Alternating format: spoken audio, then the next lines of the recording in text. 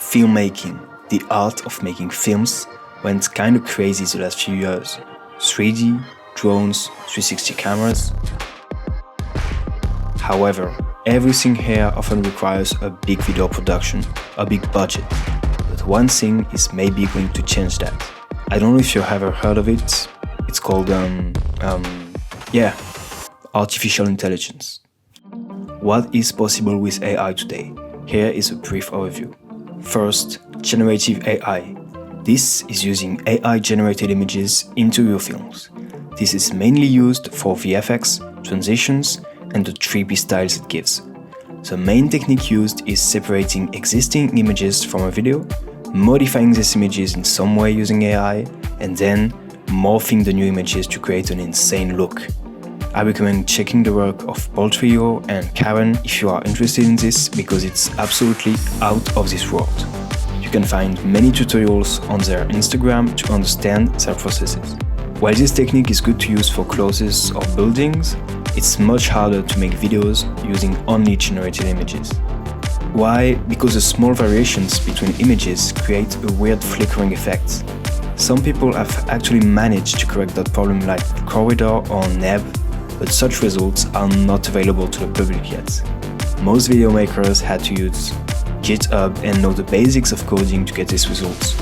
But recently, Runway just released their Gen 1 beta video-to-video, which is a very efficient and easy way to generate new videos from existing ones.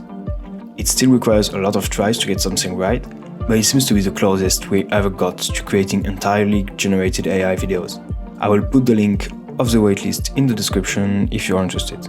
Generative AI is cool, but to go further, we need to think outside the box. We need to think from 2D to 3D. Nerf.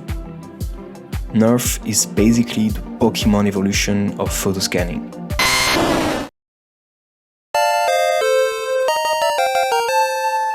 Why is it good? Because it embeds the reflection of the light. In other words, it just looks crazy good. How does it work? I have absolutely no idea, but it works. I found the easiest way by far to use this tech is to use Luma AI. That's an app and the results are insane. If you are very advanced, there are many more softwares, probably better, but if you're lazy like me, the app is really enough. You just have to walk slowly around an object and wait for the app to proceed. I don't recommend this app if you have ADHD. It also allows you to create the camera move of your dream after you took the nerf. This is easy, fast, and the results are insane. You can then import the 3D files into a 3D software and use it directly. With this technique, you won't even need a drone to make a drone shot. Loser!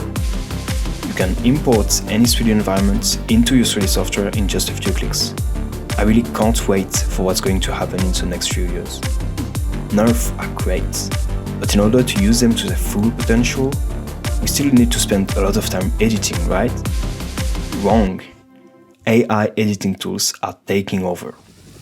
This part is not the most spectacular, but will, in my opinion, have one of the biggest impacts in the industry. Why? Because editing is very, very time consuming. It is often the first thing YouTubers delegate. AI editing is all about saving time and making the most out of small budget situations. Let's say you forgot to film in slow motion. Thanks to Topaz Labs, for instance, AI can make any of your videos slow motion.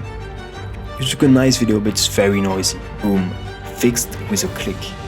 And it's not only about fixing the small mistakes.